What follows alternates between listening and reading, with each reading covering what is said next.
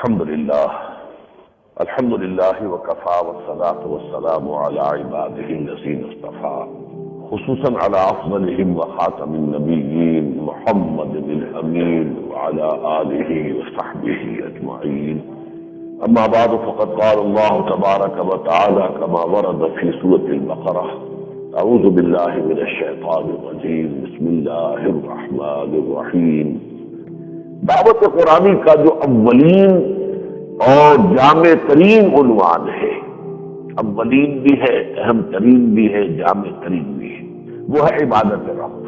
اس کے حوالے سے جو آیات میں نے وہاں تلاوت کی تھی وہی آج یہاں تلاوت کی، ان میں ایک کا اضافہ کیا ہے. صرف یہ کہ اس کا ایک جائزہ لے لیجیے قرآن حکیم کی دعوت کیا ہے. یہ دعوت قرآن کی بھی ہے، محمد رسول اللہ کی بھی ہے صلی اللہ علیہ وسلم. اس کا اساسی نقطہ کیا ہے؟ سورہ بقرہ کے تیسرے رکوع میں، اس لیے کہ اس سے پہلے تو سورہ فاتحہ ہے، وہ تو ایک دعا ہے جو اللہ نے ہمیں تلقین فرمائی کہ مجھ سے اس طرح مخاطب ہوا کرو. یہی وجہ ہماری نماز کا جزو لازم ہے سورہ فاتحہ. اس میں جو ہم کہتے ہیں اہدنا الصراط المستقیم، اس کا جواب شروع ہو گیا الف لام میم سے، ذالک الکتاب لا ریب فیہ ھدی للمتقین. پھر پہلے دو رکوعوں میں تین قسم کے انسانوں کا ذکر کیا گیا. ایک وہ کہ جنہوں نے قرآن حکیم کی ہدایت سے بھرپور استفادہ کیا تھا، موجود تھے ابو بکر، عمر، عثمان، علی، طلحہ، زبیر، سب نظر آ رہے تھے دنیا کو. یہ ایک جماعت ہے، یہ نوع انسانی کے گلے سرسبد نظر آ رہے ہیں. یہ محمد رسول اللہ صلی اللہ علیہ وسلم کی کاشت ہے جس سے کہ یہ پھل جو ہے، درخت اپنے پھلوں سے پہچانا جاتا ہے، اس درخت کے شجر طیبہ کے پھل ہے. اولئک علی ھدی من ربہم واولئک هم المفلحون. اس پر تو جامع ترین تبصرہ آ گیا. یہ ہے وہ لوگ جو اپنے رب کی جانب سے ہدایت پر ہیں، اور یہی ہے کہ جو فلاح پانے والے. دوسرے وہ لوگ تھے جنہوں نے ضد کی وجہ سے، تعصب کی وجہ سے، تکبر کی وجہ سے، ہردرمی کی وجہ سے، مختلف اسباب سے اپنے دل کے کیوار بند کر لیے اس دعوت کے لیے.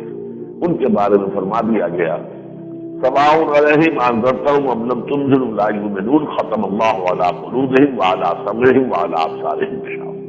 اے نبی، اب ان کے لیے برابر ہے، آپ انہیں مزید انذار فرمائیں یا نہ فرمائیں، یہ ایمان نہیں لائیں گے. اس لیے کہ اب اللہ نے ان کے دلوں پر اور ان کے کانوں پر مہر لگا دی ہے، ان کی آنکھوں کے آگے پردہ ڈال دیا. تیسرا گروہ ہے جس پر زیادہ تفصیلی گفتگو ہوئی ہے. یہ دونوں گروہ تو 7 آیات میں بیان ہو گئے، لیکن تیسرے گروہ کے بارے میں یوں سمجھیے کہ دوسرا رکوع جو ہے 13 آیات پر مشتمل، ادھر حقیقت ایک رائے کے مطابق پورا کا پورا ان سے متعلق ہے. ایک یہ ہے کہ اس میں ایک آیت جو ہے وہ دوسرے گروہ سے متعلق ہے، لیکن بہرحال یہ کہ 12 آیتیں تو یقیناً وہ اس تیسرے گروہ کے درمیان کے بارے میں ہے. وہ کیا ہے کہ کچھ لوگ ایسے ہوتے ہیں جو کہتے بھی ہیں اور سمجھتے بھی ہیں کہ ہم ایمان رکھتے ہیں اللہ پر اور یوم آخر پر، جبکہ حقیقتاً وہ مومن نہیں ہوتے. یہ ایک بین کی بات ہو گئی. ایک مومن صادق، ایک کافر پڑ گیا، ایک بیچ میں دعویٰ ہے ایمان کا، حقیقت میں مومن نہیں ہے. اب اس کے بہت سے شیڈز ہیں. ایک بدترین شیڈ تو ہے منافق، جو دل سے بالکل کافر ہو چکا ہے لیکن اوپر سے صرف اقرار کر رہا ہے. اس سے نیچے کچھ اور لوگ بھی ہیں جو مذبذب سے ہوتے ہیں، کچھ نیکی، کچھ بدی، کچھ خیر، کچھ شر، کچھ بھلائی، کچھ برائی. اس طرح کے لوگ بھی ہوتے ہیں. وَمِنَ النَّاسِ مَن يَعْبُدُ اللَّهَ عَلَى حَرْفٍ. لوگوں میں سے ایسے بھی ہیں جو اللہ کی بندگی کرتے ہیں کنارے پر کھڑے رہ کر. فَإِنْ أَصَابَهُ خَيْرٌ اطْمَأَنَّ بِهِ. اگر خیر ہو، بہتری ہو، بھلائی ہو تو مطمئن ہے. وَإِنْ أَصَابَتْهُ فِتْنَةٌ انقلب عَلَى وَجْهِهِ خَسِرَ الدُّنْيَا وَالْآخِرَةَ. اگر کوئی آزمائش آ جائے، مشکل آ جائے، کڑا وقت آ جائے تو عہدے منہ گر جاتے. یہ مختلف شیڈز ہیں. اور اگر آپ لوگ ناراض نہ ہو تو میں یہ کہنے کی ضرورت کروں گا کہ اس وقت کے مسلمانوں کی عظیم اکثریت اس تیسرے گروہ سے متعلق ہے. کڑوی بات ہے یہ، چاہے وہ منافق نہ کہلائیں، لیکن ہے اس تیسرے گروہ میں کہ ایمان حقیقی سے بہراور نہیں ہے. ان کا ایمان بس ایک عقیدہ ہے جو وہ لپ سروس ہے، زبان سے کہتے ہیں، حقیقت میں نہیں ہے. ان کا عمل جو ہے اس کی تکذیب کر رہا ہے ان کے ایمان کے دعوے کی. ہماری عظیم اکثریت، اور یہی وجہ ہے کہ ہم اس وقت ذلیل و خوار ہیں دنیا میں، ہماری کوئی حیثیت نہیں ہے. ورنہ ایک امت اللہ پر ایمان رکھنے والی ہو اور وہ ذلیل و خوار ہو جائے، کیسے ممکن؟ قرآن تو کہتا ہے وَلَا تَهِنُوا وَلَا تَحْزَنُوا وَأَنْتُمُ الْأَعْلَوْنَ إِن كُنتُم مُّؤْمِنِينَ. بالکل نہ گھبراؤ اور بالکل سست نہ پڑو اے مسلمانوں، ہمارا تم سے پختہ وعدہ ہے کہ اگر تم مومن ہوئے تو تم ہی سب سے اونچے ہوگے. تو ہم تو اس وقت اونچے تو نہیں، نیچے. بہرحال اس کے بعد اصل دعوت شروع ہوتی ہے آج کی گفتگو کے حوالے سے. تیسرے رکوع کی پہلی آیت، یا ایھا الناس اعبدوا ربکم الذی خلقکم والذین من قبلکم لعلکم تتقون. اے بنی آدم، غلامی اختیار کرو، عبادت کرو اپنے اس رب کی جس نے تمہیں پیدا کیا اور تم سے پہلوں کو بھی پیدا کیا تاکہ تم بچ سکو. تم سے پہلوں کا ذکر کیوں کیا؟ اس لیے کہ عام طور پر نبیوں کی دعوت کے جواب میں جو ان کی قومیں ہیں وہ یہ کہتی رہی کہ ہم نے اپنے آباء و اجداد کو انہی بتوں کو پوجتے ہوئے پایا، ان کے یہی عقیدے تھے، یہی ریت و رسم تھی، ہم کیسے چھوڑ دیں تمہارے کہنے سے؟ تو کوئی اس دلیل کا رد کر دیا، اسے پہلے ہی کاٹ دیا. جیسے تم مخلوق ہو وہ بھی مخلوق سے، جیسے تم غلطی کر سکتے وہ بھی کر سکتے تھے، لہذا آباء و اجداد کی پیروی نہیں ہے. ان کا ٹھیک ہے آپ کے والدین زندہ ہیں، آپ ان کی خدمت بھی کریں، ان کے ساتھ جو ہے اچھا اس نے سلوک کریں، پیروی نہیں کرنی. پیروی تو جو راہ حق ہے اس کی کرنی ہے، اور جو بھی راہ حق کی طرف بلائے اس کی کرنی ہے. لعلکم تتقون، تاکہ تم بچ جاؤ، دنیا میں افراط و تفریط کے دھکوں سے بچ سکو، آخرت میں اللہ کے عذاب سے بچ سکو، جہنم کی سزا سے بچ سکو. اور ایک بنیادی فرق یہ ہوا کہ باقی تمام رسولوں کی دعوت قرآن مجید میں آئی ہے یا قوم یا قوم یا قوم، وہ اپنی اپنی قوموں کو خطاب کرتے تھے. حضور کی دعوت یا قرآن کی دعوت یا قوم سے نہیں ہے، بلکہ یا ایھا الناس، یہ عالمی نبوت، عالمی رسالت، یہ آخری رسالت جو ہے اور تکمیل رسالت کا جو مرتبہ و مقام ہے اس کی مناسبت سے یا ایھا الناس، اے بنی آدم، اے نوع انسان. لیکن یہ کہ اس وقت کا نقطہ صرف یہ تھا کہ قرآن کی دعوت اگر ایک لفظ میں بیان کی جائے تو وہ کیا ہے؟ اعبدوا ربکم، اپنے رب کی عبادت کرو. اب اس کے بعد پھر میں نے حضرت نوح علیہ السلام کا جو ذکر ہے اور پوری سورت ہے سورہ نوح، اس کی 3 آیات پڑھی، کیونکہ آخری رسول حضور تھے اور پہلے رسول حضرت نوح تھے. ان کی دعوت کیا تھی؟ سورہ نوح کی ابتدائی آیات کیا ہے؟ انا ارسلنا نوحا الی قومہ ان انذر قومک من قبل ان یاتیہم عذاب الیم. یقیناً ہم نے ہی بھیجا تھا نوح کو اس کی قوم کی طرف کہ اپنی قوم کو خبردار کر دو اس سے پہلے کہ دردناک عذاب کا شکار ہو جائے. اب اس حکم کے اوپر جو عمل کیا حضرت نوح نے تو کیا فرمایا؟ یا قوم. اب یہاں نوٹ کر لیجیے حضور کا یا ایھا الناس اور یہاں یا قوم. یا قوم اعبدوا اللہ، یا قوم انی لکم نذیر مبین، میں یقیناً تمہارے لیے ایک صاف صاف خبردار کرنے والا بن کر آیا ہوں. ان اعبدوا اللہ واتقوہ واطیعون، اللہ کی عبادت کرو، اس کا تقوی اختیار کرو اور میری اطاعت کرو. اس کے بعد پھر میں نے سورہ اعراف میں جو نبیوں کا تذکرہ ہوا، رسولوں کا تذکرہ ہوا، یہ سب سے بڑی مکی صورت ہے، اگرچہ آیات تو 207 ہے لیکن 24 رکوعوں پر مشتمل ہے. اس میں ایک ایک نبی، ایک ایک رسول کے بارے میں ایک ایک رکوع کے اندر ان کا تذکرہ ہے. لیکن ہر ایک کی دعوت کیا تھی؟ یا قوم اعبدوا اللہ ما لکم من الہ غیرہ، اے میری قوم کے لوگوں اللہ کی عبادت کرو، تمہارا کوئی رب اس کے سوا نہیں ہے، کوئی معبود نہیں. پھر سورہ شعراء وہ تعداد آیات کے اعتبار سے سب سے بڑی مکی صورت ہے، 227 آیات ہے. اس میں 5 مرتبہ آیا فاتقوا اللہ واطیعون. حضرت نوح، حضرت ہود، حضرت صالح، حضرت شعیب، سب کی تعلیم یہی تھی، سب نے یہی کہا اللہ کا تقوی اختیار کرو اور میری اطاعت کرو. اور اس ایشو پر سب سے آخری آیت جو ہے وہ سورہ ذاریات کی ہے، آیت نمبر 56. فرمایا وما خلقت الجن والانس الا لیعبدون، میں نے جنوں اور انسانوں کو پیدا ہی صرف اس لیے کیا ہے کہ میری عبادت کریں. اب یہ سب سے بنیادی بات ہوگی، یہ تو ہمارا غایت تخلیق یہ ہے. علت تخلیق ایک علیحدہ مسئلہ ہے، اللہ نے کیوں پیدا کیا، لیکن غایت تخلیق کس لیے پیدا کیا؟ غایت تخلیق کو یہ آیت جو ہے بالکل کلیئرلی ڈیفائن کر رہی ہے، وما خلقت الجن والانس الا لیعبدون، میں نے جنوں اور انسانوں کو پیدا ہی صرف اس لیے کیا ہے کہ میری عبادت کریں. اب اس سے اندازہ ہوا کہ یہ عبادت رب تو بہت ہی کوئی جامع اصطلاح ہے، بہت گمبھیر ہے، بہت بنیادی ہے.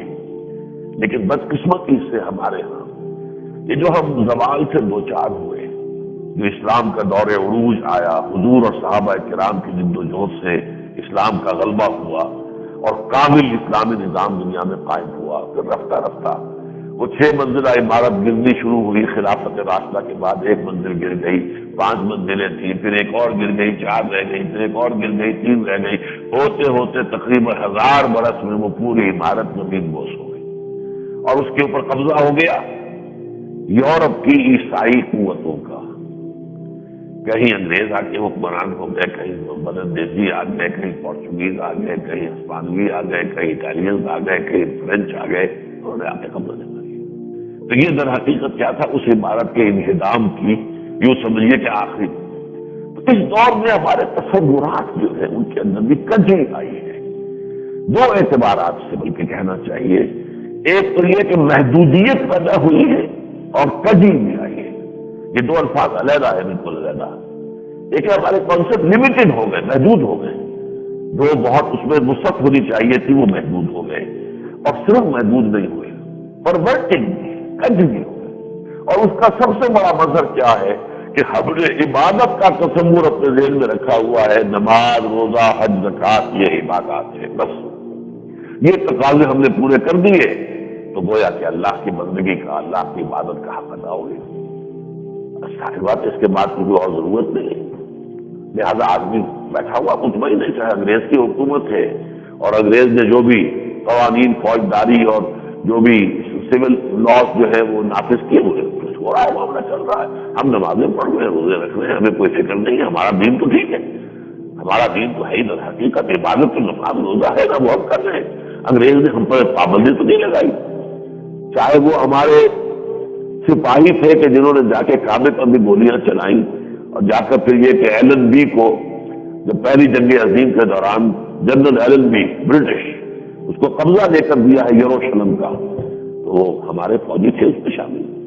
لیکن اگر آپ نے دیکھے ان کے پٹے ہوتے تھے، بلوچ خاص طور پر جو ہے بڑے پٹوں والے اور وہ نمازی روزے دار، نماز روزہ اپنی جگہ ہے، وہ تو مذہب ہے، باقی یہ کہ انگریز کی ہم نے ملازمت کی ہے تو جو حکم وہ دے رہا ہے وہ کر رہے ہیں۔ یہ ہے وہ پرورشن۔ ایک تو محدودیت پیدا ہوئی کہ ایک عبادت جو پوری زندگی کے اوپر محیط ہونی چاہیے تھی وہ صرف چند اعمال تک محدود ہو گئی، اور دوسرے پرورشن ہو گئی کہ ایک طرف اللہ کی نماز پڑھ رہے ہیں، دوسری طرف اللہ کے گھر پر گولی چلا رہے ہیں۔ کیوں ہوا؟ اس لیے کہ تصورات غلط ہو گئے۔ اس اعتبار سے ضرورت ہے سمجھنے کی کہ عبادت کا مفہوم کیا ہے۔ دیکھیے، عبادت کا جو سب سے بنیادی مفہوم ہے، سب سے بنیادی لغت کے اعتبار سے بھی ہر اعتبار سے، وہ ہے غلامی، بندگی۔ عبد کہتے تھے غلام کو۔ غلام اور آقا کا ریلیشن شپ آج دنیا میں موجود نہیں ہے، جب تھا تو وہ کیا تھا؟ غلام اپنے آقا کی ملکیت ہوتا تھا۔ اگر آقا نے اسے کوئی کوٹھلی دے دی ہے رات کو سونے کے لیے، کوئی چارپائی دے دی ہے، تو وہ اس کوٹھلی کا مالک نہیں ہوتا تھا، مالک تو آقا ہے، وہ خود مملوک ہے، مالک کیا ہوگا کسی شے کا؟ اسے کوئی اختیار حاصل نہیں تھا، اسے اس کا کام تھا ہمہ تن ہمہ وقت اپنے آقا کا حکم ماننا۔ اور اس میں جو ہمارے ہاں اس وقت ریلیشن شپ ہے، امپلائر امپلائی ریلیشن شپ، اس میں 2 اعتبارات سے بڑا بنیادی فرق ہے۔ آپ کسی شخص کو ڈرائیور کی حیثیت سے امپلائی کرتے ہیں، اگر کسی وقت اسے آپ کہیں گے جا کے میرا ٹوائلٹ صاف کراؤ تو وہ انکار کر سکتا ہے، جناب یہ میرا کام نہیں ہے، آپ نے مجھے ڈرائیور کی حیثیت سے رکھا ہے، اس کے ذمن میں جو حکم دے، لیکن یہ کام میرا نہیں ہے۔ لیکن غلام انکار نہیں کر سکتا، غلام کو تو جو حکم ملے گا اسے ماننا پڑے گا۔ اسی طرح آپ کے ملازم میں کسی دفتر کے اندر، اب کوئی آپ کا باس بھی ہے، افسر بھی ہے، سب ہے، آپ اس کے دوران اس کا حکم مان رہے ہیں، لیکن وہ جو آفس ٹائمنگ ختم ہو گئے اس کے بعد سے آپ اور وہ بالکل برابر ہیں، وہ بھی پاکستان کا ایک شہری ہے، آپ بھی ایک شہری ہے، آپ کا بھی ایک ووٹ ہے، اس کا بھی ایک ہی ووٹ ہے۔ وہ سارا ریلیشن شپ جو ہے وہ خاص وقت کے لیے ہے، اس کے اندر تو آپ اس کے حکم کے پابند ہیں، اس کی بات نہیں ہے۔ لیکن غلام اور آقا کی ریلیشن شپ میں یہ بات نہیں ہو سکتی، وہ تو ہمہ وقت غلام ہے، ہمہ تن غلام، ہمہ وقت غلام۔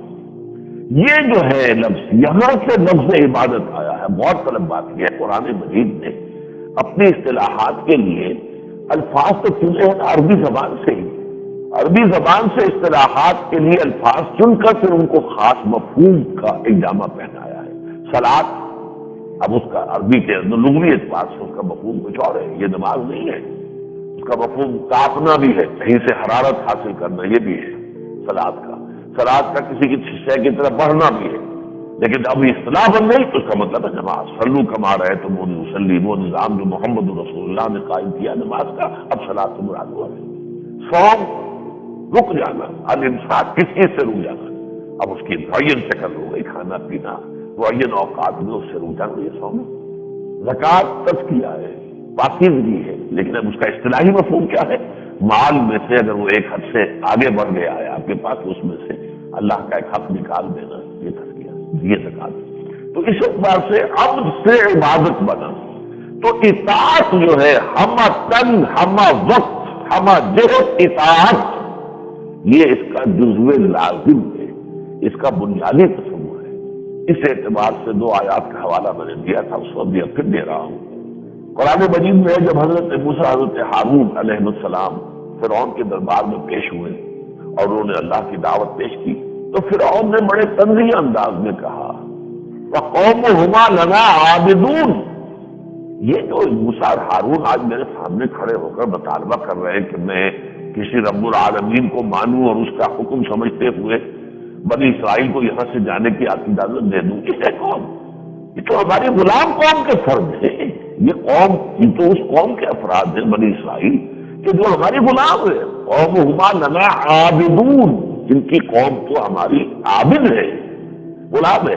اب یہاں ظاہر بات ہے کہ عبادت کا مفہوم پرستش نہیں ہے، اس لیے کہ بنی اسرائیل مصر میں تھے تو کوئی فرعون کی پرستش تو نہیں کرتے تھے، معاذ اللہ، حضرت ابراہیم کی نسل سے تھے، ابھی 500-700 برس ہی گزرے تھے حضرت ابراہیم کو، اور حضرت یعقوب کی نسل سے، حضرت اسحاق کی نسل سے، تو وہ واحد قوم تھی، لیکن مجبور تھے، مقبول تھے، دبا لیے گئے تھے، غلام بنا لیے گئے تھے۔ تو یہاں لفظ غلامی جو ہے پرستش، پوجنے کے معنی میں نہیں آ سکتا، یہاں جو ہے لفظ غلامی جو آیا وہ قومہما لنا عابدون، یہ در حقیقت غلامی، اطاعت کے معنی میں آیا۔ اب یہ نہیں کہا جا سکتا یہ تو سب فرعون کا قول ہے، آپ نے نقل کر دیا، قرآن مجید میں آیا ہے، لیکن عجیب بات یہ ہے، اور یہ اللہ تعالیٰ کی طرف سے میں سمجھتا ہوں کہ قرآن مجید کے موضوع ہونے کی دلیل میں سے یہ بھی شامل کی جا سکتی ہے۔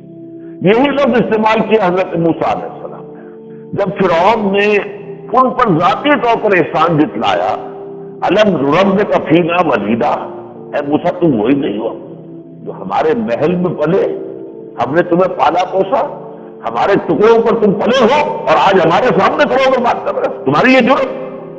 الم نربک فینا ولیدا، کیا ہم نے نہیں تمہیں پالا تھا اپنے ہاں، اپنے گھر میں ایک بچے کی حیثیت سے؟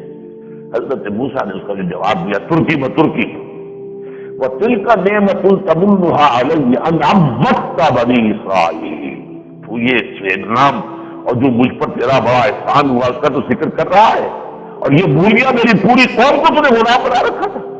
ایک فرد کو اپنے محل میں پال لیا تو وہ تو احسان ہے، اور اس کی پوری قوم کو اگر تم نے غلامی کی زنجیروں میں جکڑا ہوا ہے تو اس کا کوئی ذکر نہیں۔ انعبت، اب یہاں پہ تعبیر باب تفعیل آ گیا، انعبت کا بنی اسرائیل، تو عبادت کا اصل مفہوم، بنیادی مفہوم، اساسی مفہوم وہ در حقیقت ہے اطاعت، اور اطاعت کلی، ہمہ وقت ہمہ تن ہمہ جہد۔ اس نقطے کو جب تک نہیں سمجھیں گے ہم، واقعہ یہ ہے کہ ہمارا جو تصور دین ہے یا جو دینی تصورات ہے ان کی پہلی عید ہی درست نہیں ہے۔ خشت اول تم نیت بیمار کل تاثریہ دیوار کل، یہ تو پرانی ایک کہاوت چلی آ رہی ہے کہ اگر بنیاد کی اینٹ ٹیڑھی رکھی گئی تھی تو اب اوپر اس کے اینٹیں آئیں گی نا، وہ ٹیڑھی جائے گی، وہ تو چاہے آپ کتنا ہی اونچا لے جائیں، تاثریہ دیوار دیوار کل، وہ دیوار ٹیڑھی جائے گی۔ بنیاد جو ہے، بنیادی تصور عبادت کا، جس کے لیے ہم پیدا کیے گئے، جس کے لیے تمام رسولوں نے دعوت دی، جس کے لیے قرآن نازل ہوا، جس کے لیے محمد نے نو انسانی کو پکارا اور تمام رسولوں نے اپنی اپنی قوموں کو پکارا، وہ تو ہے عبادت رب، اور اسی کا تصور غلط ہو جائے پھر کیا رہ گیا؟ پھر تو وہی نتیجہ ہوگا نا جی، اقبال نے مسیح کہے، کیا کہے، مسیح تو بہت کہے جا سکتے ہیں، رہ گئی رسم ازاں روح بلالی نہ رہی، یہ رسوم ہے، نماز و روزہ و قربانی و حج، یہ سب باقی ہے، تو باقی نہیں، وہ روح تو نکل گئی اندر سے، دین کی اصل روح غائب ہو گئی۔ اب یہ ریچولز ہے، یہ ہماری کچھ رسومات ہیں جو اب ادا کر لیتے ہیں بڑے بہت اطمینان سے، ہم سمجھتے ہیں کہ ہم نے دین کا عبادت کا حق ادا کر لیا۔ البتہ یہاں ایک بات سمجھ لیجیے کہ عبادت کا جزو اعظم کہہ لیں وہ تو اطاعت ہی ہے، لیکن قرآن انسانوں سے اللہ کی جس عبادت کا تقاضا کرتا ہے وہ صرف اطاعت نہیں ہے۔ اطاعت تو مجبوری کی بھی ہوتی ہے۔ انگریز آیا، اس نے ہمیں فتح کر لیا، غلام بنا لیا، مجبور مان رہے ہیں، وہ دل سے تو نہیں چاہتے تھے، لیکن اللہ کی جس عبادت کا ہم سے تقاضا ہے وہ ہونی چاہیے محبت کے جذبے سے سرشار ہوگا، یہ اس کی روح ہے۔ ان دونوں کے درمیان یعنی جزو اعظم تو اطاعت ہے، لیکن اس کا دوسرا جز محبت ہے، لیکن ان دونوں میں نسبت و تناسب کیا ہے اس کو سمجھنے کے لیے، جیسے یہ جسد ہے میرا 2.5 من، اس کا وزن ہے، نظر بھی آتا ہے، لیکن اس جسم کے اندر اصل شے جو ہے وہ جان کہہ لے، روح کہہ لے، اس وقت میں اس بحث میں نہیں جانا چاہتا ان میں کیا فرق ہے، وہ شے اصل ہے نا، جب وہ نکل جائے گی اب سے اس کا وزن بھی کچھ نہیں۔ ایک آدمی پڑھ رہا ہے، مرنے سے پہلے وزن لے لیجیے اور بعد میں اس کا وزن لے لیجیے، وہی تو وہی رہے گا۔ کہتے ہیں کوئی بہت رتی ماشا فرق پڑتا ہے، کوئی روسیوں نے کوئی تحقیق کی تھی، لیکن یہ کہ حقیقت یہ ہے کہ کوئی فرق نہیں پڑتا، وہ جسم تو پورا موجود ہے، جان نکل گئی۔ اب یہ ہے کہ اس جسم کا بہترین کام اس کے لیے یہ ہے کہ اسے جلد از جلد قبر میں اتار دو، ورنہ یہ ڈس انٹیگریٹ ہوگا، متاثر ہوگا، اس میں کیڑے پڑیں گے، اس میں بدبو آئے گی، پھر اس کے قریب بیٹھنا ممکن نہیں رہے گا۔ یہی اس جسم کا حال ہوگا اسی طریقے سے۔ لیکن دیکھنے میں یہ جسم آ رہا، میری روح کسی نے دیکھی نہیں ہے، میری جان کسی کو نظر نہیں آ رہی، میرا جسم نظر آ رہا ہے۔ تو عبادت کا جسم جسد جو ہے وہ تو ہے اطاعت کلی، ہمہ تن ہمہ وقت ہمہ جہت اطاعت، لیکن اس کی روح باطنی، اس کی جان وہ ہے محبت اللہ تعالیٰ کی۔ اس کو بہت خوبصورتی سے اصل میں امام ابن تیمیہ رحمۃ اللہ علیہ، اس موضوع پر میری کتاب ہے مطالبات دین، اس کا پہلا چیپٹر یہی ہے، عبادت رب کا مفہوم۔ امام ابن تیمیہ نے بھی یہ کہا کہ عبادت 2 چیزوں کو جمع کر کے آتی ہے، اللہ تعالیٰ کے سامنے انتہائی اپنے آپ کو جھکا دینا اور اللہ سے انتہائی محبت۔ استاد نے تو پھر بھی پہلے رکھا تھا اطاعت کو اور پھر محبت کو، لیکن جو شاگرد ہیں ابن قیم رحمہ اللہ، انہوں نے اس کو ریورس کیا ہے۔ العبادت تجمع اصلین، غایت الحب ما غایت الذل والخضوع، ہر درجے کی اللہ کے ساتھ محبت اور ہر درجے میں اس کے سامنے بچھ جانا کہ سر تسلیم خم ہے جو تیرے مزاج ہے، جو تیرا حکم ہے، سمعنا واطعنا غفرانک ربنا والیک المصیر، جو حکم ہے اے رب ہم نے سنا اور مانا، اطاعت۔ یہ گویا کہ اور اس کا خوبصورت کا میں آپ سے عرض کروں کہ بہت خوبصورت تعلق ہے۔ فارسی کے بھی 2 الفاظ آتے ہیں، ایک ہے بندگی، ایک ہے پرستش۔ پرستش اور بندگی بڑا فرق ہے۔ بندگی بندے سے بنا، وہی عبد، اطاعت، غلامی۔ اور چنانچہ سورہ ذاریات کی آیت کی بہترین تعبیر فارسی شعر کے اندر کر دی شیخ سعدی رحمۃ اللہ علیہ نے، زندگی آمد برائے بندگی، زندگی ہمیں ملی ہی بندگی کے لیے، وما خلقت الجن والانس الا لیعبدون۔ زندگی آمد برائے بندگی، زندگی بے بندگی شرمندگی۔ اگر یہ بندگی ہی ہم نے نہ کی تو زندگی تو بیکار ہوئی، ناکار، بیکار، لا حاصل، شرمندگی شرمندگی۔ ایک ہوتی پرستش، پرستش آپ کسی شے سے محبت کی وجہ سے کرتے ہیں۔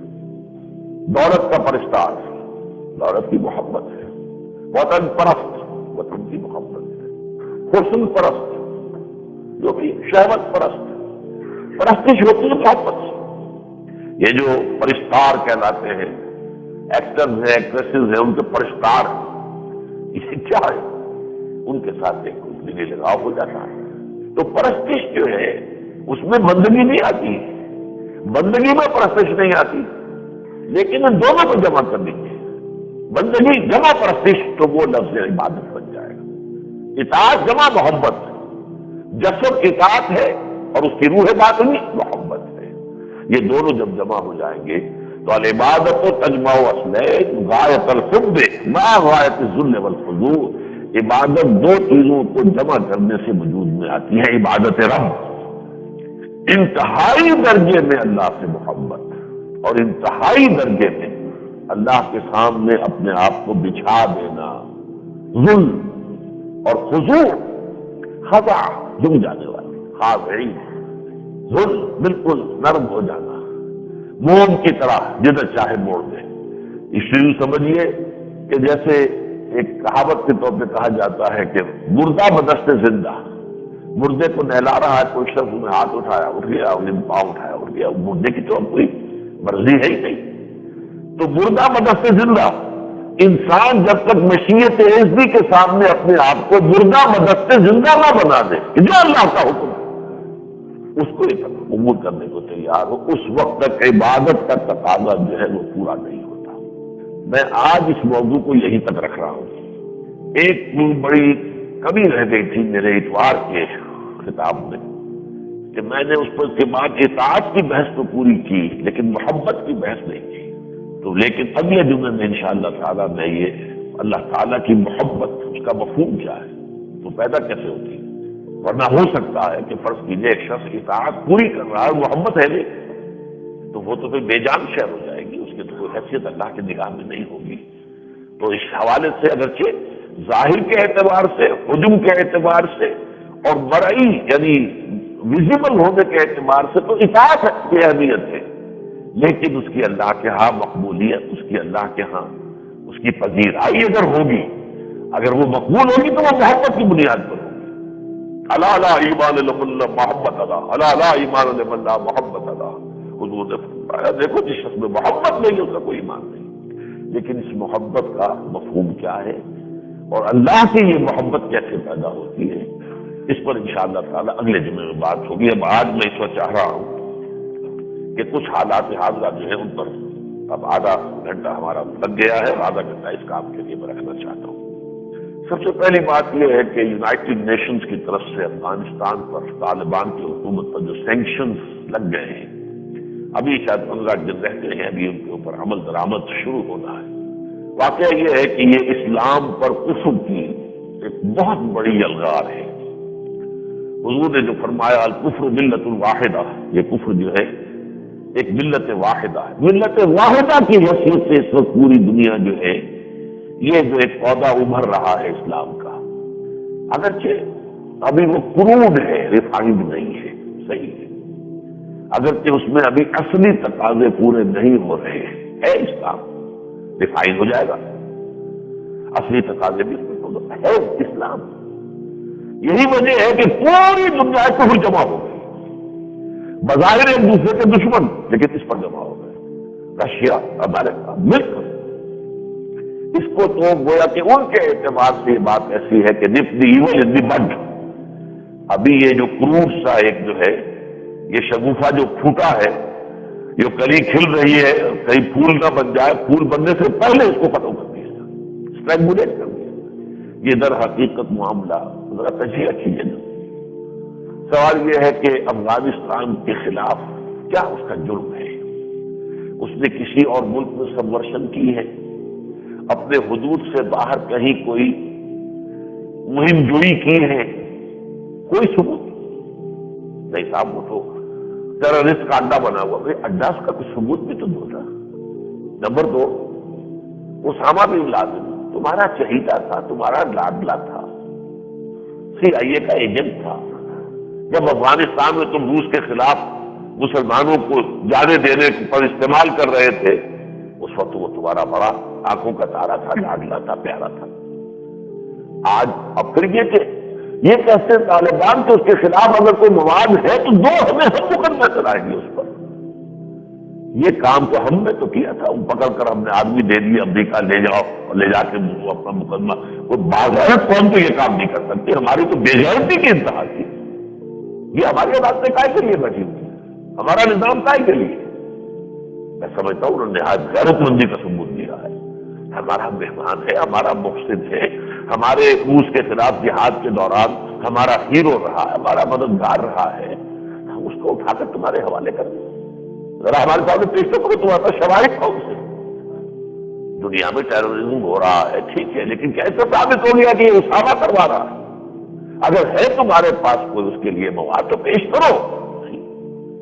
یہ ہے اس وقت یہ گلف وار کے بعد سے جو امریکہ اپنے آپ کو سمجھنے لگا ہے، جس کے لیے کہ یہاں گلف وار کے فوراً بعد امریکہ کی ایئر فورس کا جو چیف آیا تھا کراچی میں، اس نے ہمارے جو ایئر فورس کے آفیسرز کو خطاب کیا تھا، اس میں یہ الفاظ کہے تھے کہ امریکہ اب مست ہاتھی کے مانند ہے، جو اس کے سامنے آئے گا کچلا جائے گا۔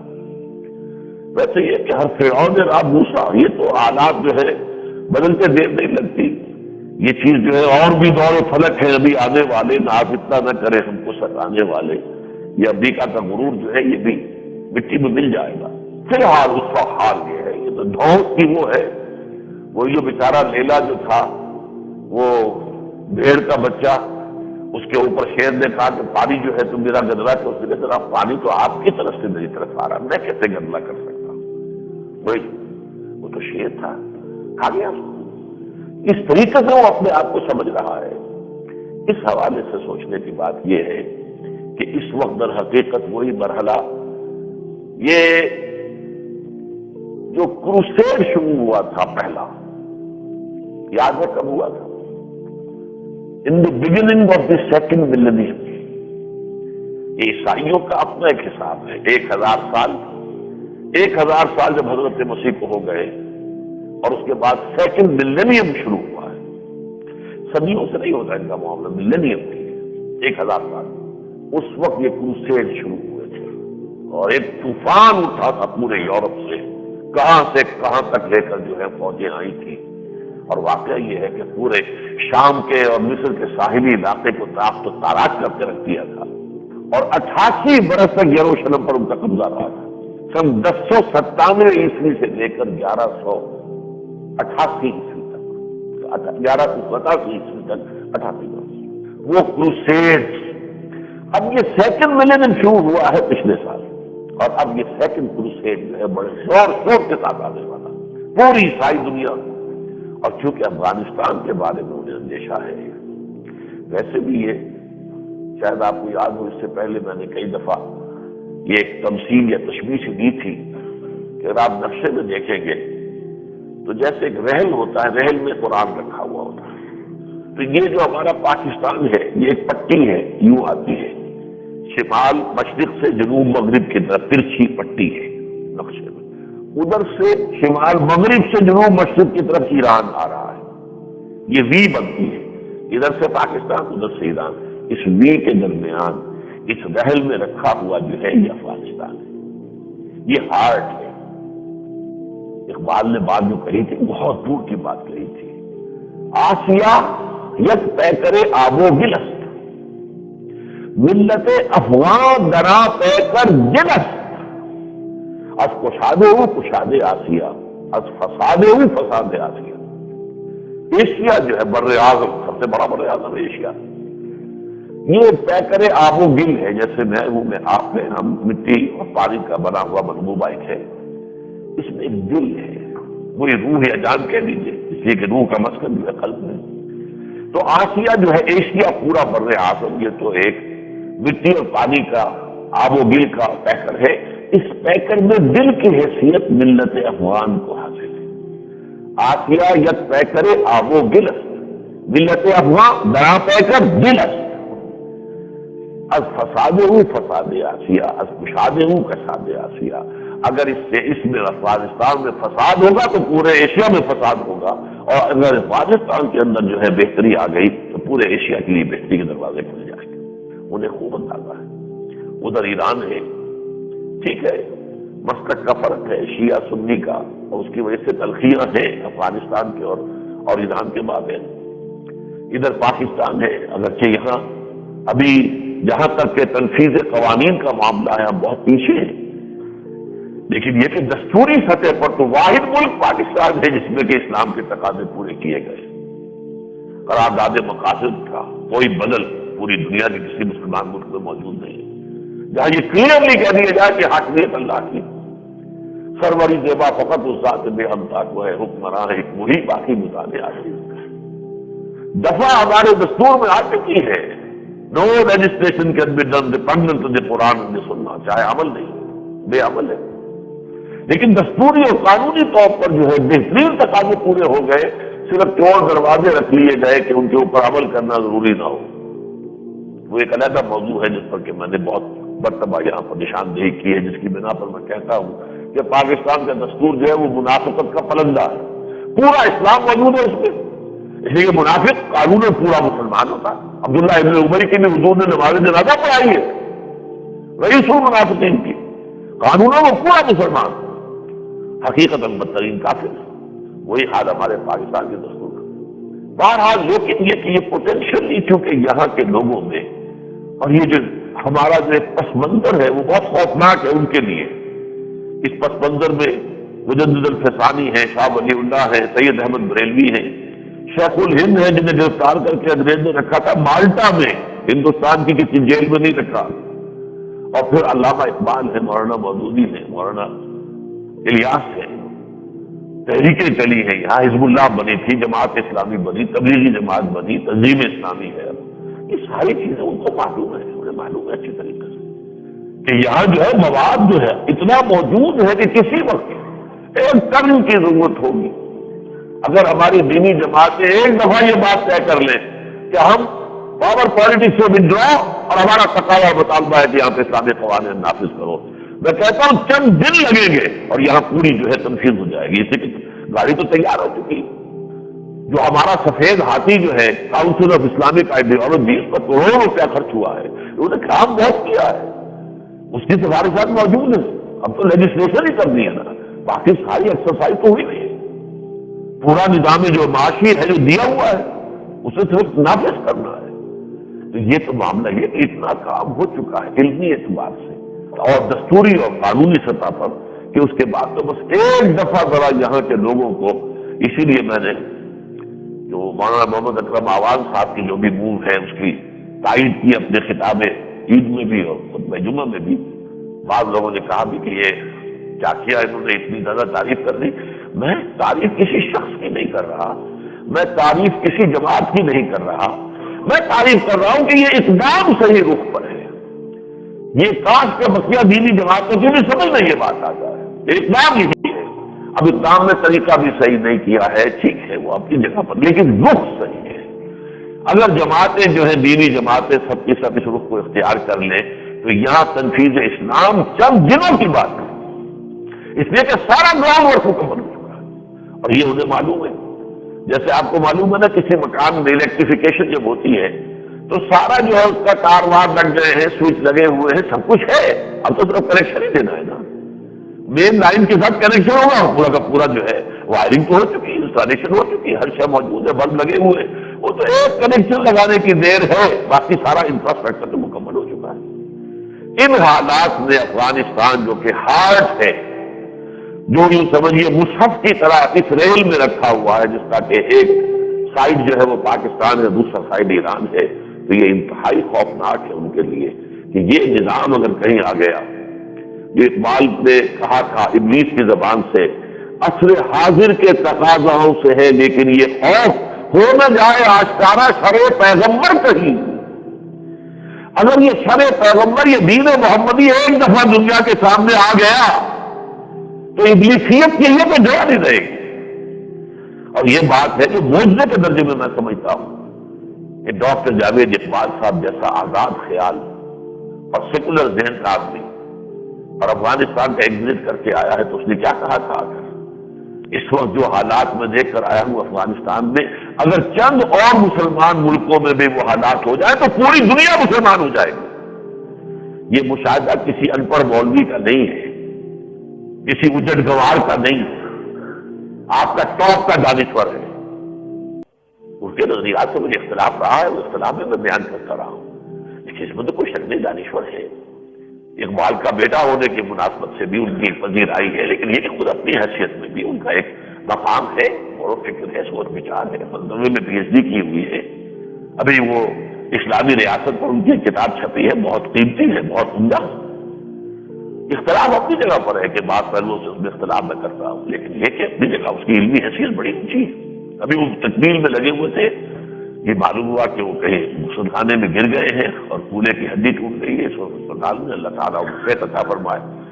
اور یہ کہ اس معاملے میں جو طالبان کی انہوں نے حمایت کی ہے، میں اس کے حوالے سے میں ان کے ہاں گھر جا کر میں نے ٹائم لے کر گیا، میں مبارکباد دینے کے لیے گیا کہ اللہ تعالیٰ نے آپ کو یہ بات کہنے کی توفیق دی ہے، میں مبارکباد پیش کرتا ہوں۔ تو اس وقت در حقیقت یہ سمجھ لیجیے کہ یہ جو یلغار کفر کی ہے، اب اس میں اصل مسئلہ جو ہے وہ پاکستان کے رد عمل کا ہے کہ پاکستان کیا کرے۔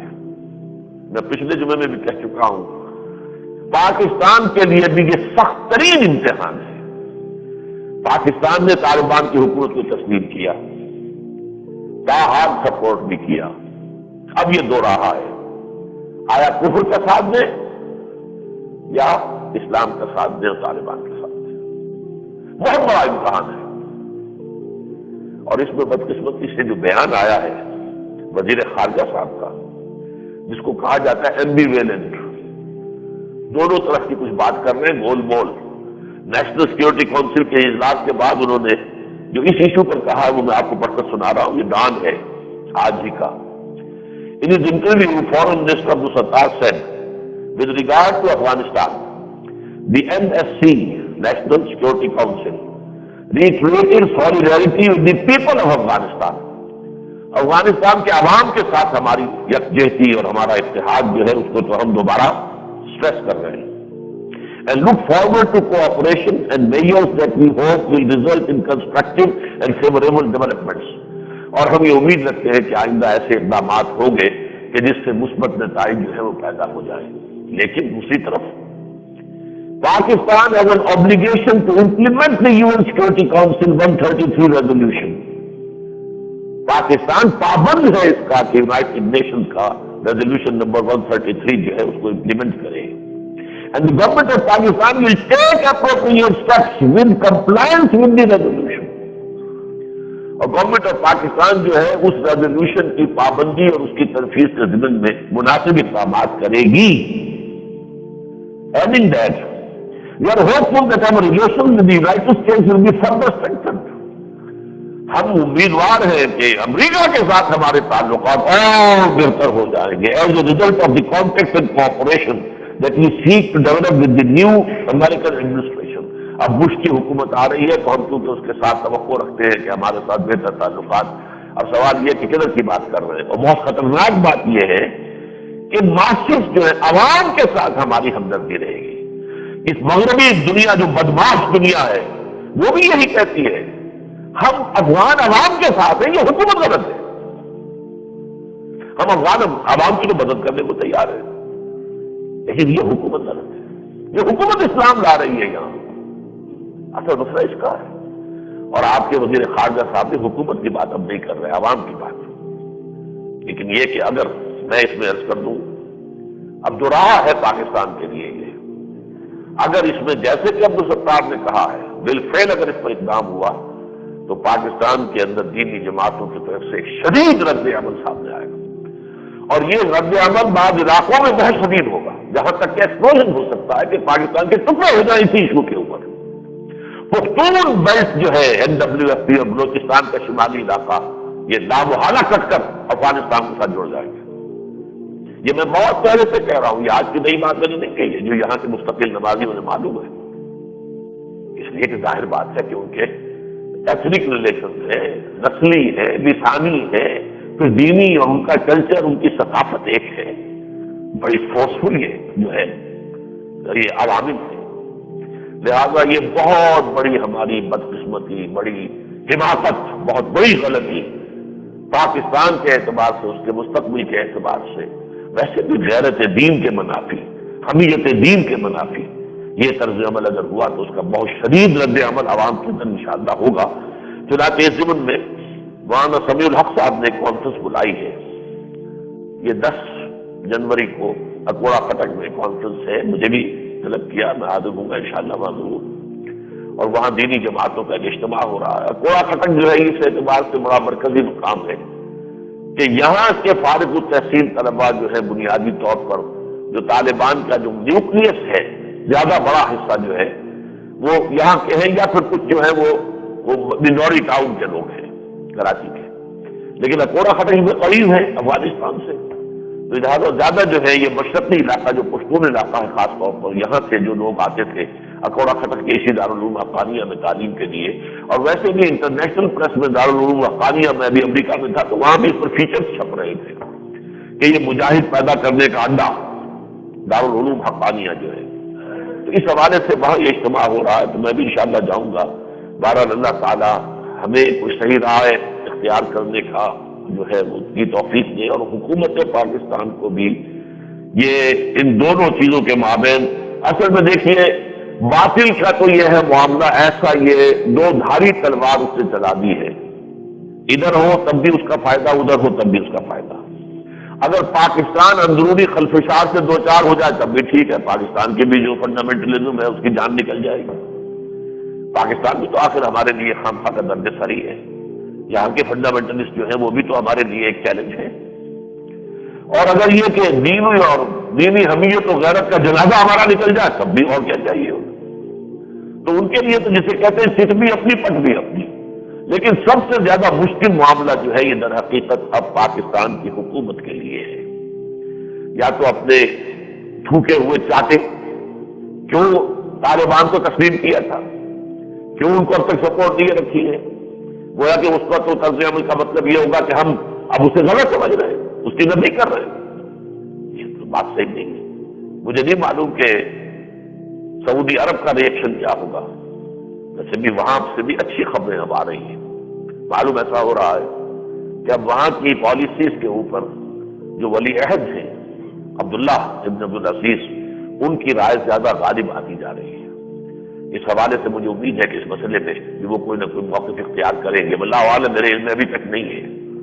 یہ تو یہ کہ جب ان کا نفاذ ہوگا، ابھی 15 دن رہتے ہیں اس میں، اس کے بعد کیا شکل ہوگی تو سمجھ میں آئے گا۔ لیکن پاکستان کے حوالے سے جیسا کہ میں نے عرض کیا ہے، یہ ایک انتہائی اہم موقع ہے، اور اس پر ہمیں پورے زور شور کے ساتھ ہمیں اپنی حکومت کے سامنے یہ بات رکھنی چاہیے کہ ہم اب UN سے بغاوت ہوتی ہے تو بغاوت کر دیں، ہم اپنی یونائٹڈ نیشن برائے مسلمان ممالک کی، اور اس رخ پر اب میں دیکھ رہا ہوں کہ سعودی عرب جا رہا ہے۔ شاہ فہد کا خطاب تھا کہ مسلمانوں کو اپنی ایک اکنامک جو ہے اپنا ریجن قائم کرنا چاہیے، اور اپنے جو مالی معاملات ہیں ان کے لیے ایک علیحدہ سے پلیٹ فارم بنانا چاہیے۔ شاہ فہد جا رہا ہے، ایک بہت اچھا سائن ہے۔ اور جس طریقے سے کہ فلسطینیوں کی تائید کی عرب نے، سعودی عرب نے، وہ بھی بہت اچھا سائن ہے۔ ورنہ یہ کہ سعودی عرب کے بارے میں تو گمان یہ ہے کہ وہ امریکہ کی جو ہے وہ گڑھے کی مچھلی ہے، اس کے پاکٹ میں ہے، لیکن نہیں، انہوں نے بھی ڈٹ کر کہا کہ نہیں، پیچھے نہیں ہٹنا ہے، جو بھی ہمارے تقاضے اور مطالبے ہیں۔ اور اس میں بھی اب میں آپ سے عرض کر دوں کہ وہاں صورتحال دن بدن گمبھیر سے گمبھیر تک ہوتی جا رہی ہے۔ یہود براق نے صاف کہہ دیا ہے کہ اس کا مجھے کوئی امکان نظر نہیں آتا کہ کلنٹن کے جانے سے پہلے اب اس کے چند دن ہی رہ گئے ہیں، 20 کو اس کا ختم ہو جائے گا ٹینیور، 15 دن رہ گئے ہیں کہ اس میں کوئی معاہدہ ہو سکتا ہے۔ دوسری طرف اس نے ایک انٹرویو دیا ہے جو BBC کو میں نے دیکھا ہے کہ اب ہم یونیلیٹرل ایکشن شروع کر دیں گے، اب ہم انتظار نہیں کریں گے، ان تمام یہ گفت و شنید جو ہو رہی ہے اس میں کوئی۔ اور آج ہی کی خبر یہ ہے کہ اس نے جو فنڈامنٹلسٹ یہودی ہیں ان کے ایک وفد سے کہا ہے کہ قوت الصخرہ کو کسی صورت ہم نہیں دیں گے۔ وہ جو کلنٹن صاحب کی بھی جو پیشکشیں ہیں، پہلے تو معلوم ہی نہیں تھا، وہ تو سب لفافے میں لپٹا ہوا ملفوف سا معاملہ تھا، ہے کیا؟ اب رفتہ رفتہ آ رہا ہے کہ جو مشرقی بیت المقدس ہے اس کے نیچے کچھ پاکٹس ہوں گے، تھوڑی جگہ یہاں پر ہے، یہ عربوں کے اختیار میں ہوگی، یہ یہاں پر ہے، کوئی ان کا انٹرلنک نہیں ہوگا۔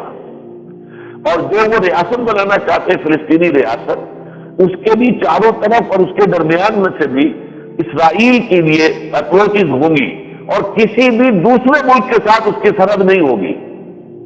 یعنی اگر ویسٹ بینک کے اندر ان کی ریاست بنے گی تو دریائے اردن اور فلسطینی ریاست کے درمیان ایک پٹی رہے گی، یہ پٹی جو ہے یہ اسرائیل کی ہوگی، یہاں پر جو ہے اس کی فوجیں موجود رہیں گی۔ گویا کہ چند جزیرے جو ہیں فلسطینی ریاست کی شکل میں اسرائیل میں وجود میں آئیں گے، اور نمبر 2 جہاں تک مشرقی بیت المقدس ہے اس کے اندر بھی تھوڑے ایریاز کوئی ہیں جو دے دیے جائیں گے۔ مسجد اقصیٰ وہ دینے کو تیار ہے، لیکن چونکہ ان کا گمان یہ ہے کہ ان کا جو تھا ٹیمپل، فرسٹ ٹیمپل جو بنایا تھا حضرت سلیمان علیہ السلام نے، وہ ہے قوت الصخرہ کے نیچے، یہ ہے ٹیمپل ماؤنٹ جو ہے، یہ جو صخرہ ہے جس پر کہ حضور نے صلی اللہ علیہ وسلم جہاں سے کہ معراج کا پھر سفر شروع ہوا تھا، اس وقت اس طرف چٹان تھی اور کتنے کا یہاں یہیں پر حضرت عمر نے نماز پڑھی تھی آ کر۔ جب انہوں نے بیت المقدس کا چارج لیا ہے اپنے دور خلافت میں، تو پھر وہاں ایک بنا ہوا تھا گرجا، وہ اس کا معاہدہ کر رہے تھے کہ ظہر کی نماز کا وقت ہو گیا، جمعے کی نماز کا وقت ہو گیا، تو وہاں کے پادریوں وغیرہ نے کہا آپ نہیں پڑھ لیجیے، فرمایا نہیں، اگر میں نے یہاں نماز پڑھ لی تو لوگ اس کو پھر مسجد بنا لیں گے، پھر یہ گرجا نہیں رہے گا تمہارا۔ لہٰذا باہر گئے اور اسی چٹان کے اوپر جا کر آپ نے نماز پڑھی۔ اسی چٹان پر سے حضور کا جو ہے سفر معراج شروع ہوا تھا۔ اسی پر پھر عبد الملک ابن مروان جو بنو امیہ کا ایک بہت عظیم یعنی سمجھیے بادشاہ تھا، میں خلیفہ کا لفظ کہتے کہتے رک گیا ہوں، اگرچہ ذاتی اعتبار سے وہ بہت نیک آدمی بھی تھا، اور نمبر دو یہ کہ بہت بڑا عالم تھا۔ لوگ یہ کہتے ہیں کہ اگر وہ خلیفہ نہ بنا ہوتا تو محدثین اور فقہاء میں اس کا شمار ہوتا، اتنا بڑا عالم تھا۔ اس نے پھر یہاں پر یہ گنبد بنوایا تھا، اور یہ قمۃ الصخرہ جو اسی چٹان کے اوپر، جیسے جو لوگ حج کے لیے عمرے کے لیے جاتے ہیں تو کوہ صفا جو ہے اب وہ کیا رہ گیا، صرف ایک علامت ہی ہے نا، وہ چھوٹی سی چٹان نظر آتی ہے، اس کے اوپر بھی ایک گنبد ہم بنا دیا، سعودی عرب نے جو نیا بنایا اس کے اوپر ایک گنبد ہے بہت بڑا۔ اسی طریقے سے اس صخرہ چٹان کو کہتے ہیں، اس صخرہ کے اوپر یہ قبہ ایک گنبد بنایا گیا، اس کے چاروں طرف جو ہے وہ پلیٹ فارم ہے۔ اب یہ جگہ جو ہے وہ کہتے ہیں یہ تو ہم کسی صورت نہیں دیں گے۔ مطلب کیا ہے کہ کوئی پیس ڈیل ممکن ہے ہی نہیں، اس کا نتیجہ کیا نکلے گا؟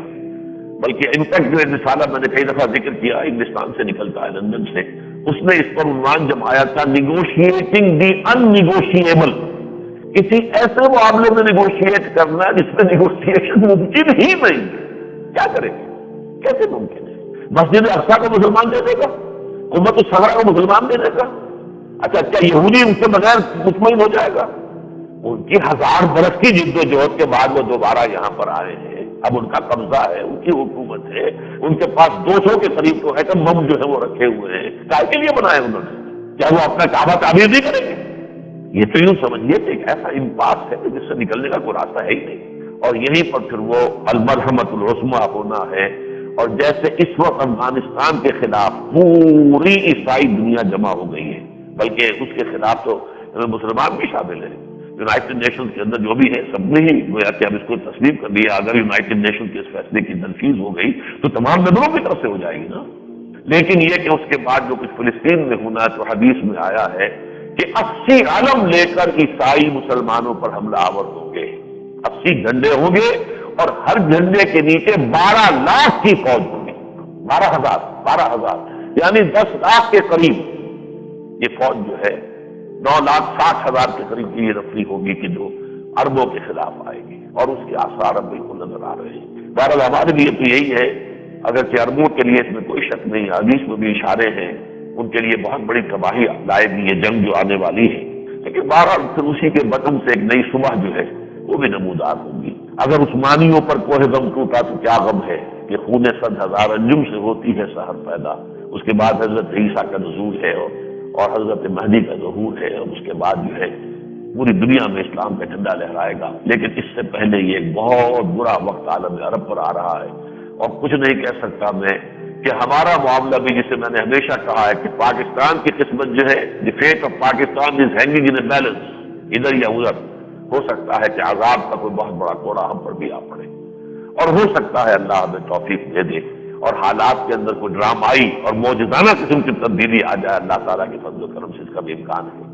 اور اس کے ضمن میں ایک بات اور ہے کہ 13 جنوری کو جو وزیر داخلہ ہیں ہمارے جنرل ریٹائرڈ معین الدین حیدر، مجھے تو ان لوگوں کے نام وام یاد نہیں ہوتے، نہ ان سے کوئی سروکار ہے نہ نام یاد رہتے ہیں۔ بہرحال وہ مظاہر تو یہ ہے کہ فرقے وارانہ ہم آہنگی پیدا کرنے کے لیے، لیکن نوائے وقت نے بہت عمدہ اداریہ لکھا ہے کہ معلوم ہوتا ہے کہ اس کے پیچھے اور بھی بہت کچھ ہے۔ ہو سکتا ہے کہ یہ جو اکرم عوان صاحب کی ایک گفتگو چل رہی ہے، گفت و شنید، اس کا بھی کوئی مسئلہ وہاں میرے بحث آئے، اور بہت اچھا مشورہ دیا نوائے وقت نے کہ دینی جماعتوں کے لوگ وہاں جمع ہوں تو پہلے اس سے کچھ ہوم ورک کر کے جائیں، مل کر مشورے کر کے کہ وہاں کیا موقف اختیار کرنا ہے، ورنہ ایسا نہ ہو کہ نشستم گفتن برخاست۔ اس ضمن میں میں سوچ رہا تھا کہ یہ اب کوئی بڑی دینی جماعت اس کام کا بیڑا اٹھائے تو اچھی بات ہے کہ مولانا شاہ احمد نورانی صاحب کی طرف سے خبر آ گئی ہے کہ وہ 8 جنوری کو اجلاس بلا رہے ہیں۔ اگرچہ مجھے تو ابھی تک اس کی کوئی اطلاع نہیں ہے، شاید وہ مجھے اس قابل بھی نہ سمجھے کہ اس میں شریک کریں، لیکن میں دعا گو ہوں کہ اس اجتماع میں کوئی ایسا موقف جو ہے سامنے آ جائے کہ جو ورکیبل بھی ہو، جس سے اتمام حجت ہو جائے۔ اس کے ضمن میں پھر یاد دلانا چاہوں گا کہ اکتوبر کے مہینے میں جو اجتماع ہوا تھا بہت بڑا جماعت اسلامی کا، وہاں جو میں نے 15-20 منٹ کی تقریر کی تھی، اور وہاں میں نے چند چیزیں رکھی تھی کہ یہ مطالبے کرنے چاہیے، اسی کو اگر بنیاد بنا کر یہ حضرات غور کریں تو یہ کہ در حقیقت اس سے جو سیٹ دی بال رولنگ والی بات ہو جائے گی، کہ جیسے ایک گیند جو ہے وہ چلنی شروع ہو جائے گی۔ اس حوالے سے جو ہے وہ ایک عمدہ تجویز ہے، اللہ تعالیٰ انہیں اس کی توفیق عطا فرمائے۔ اقول قولی ھذا واستغفر اللہ لی ولکم ولسائر المسلمین والمسلمات۔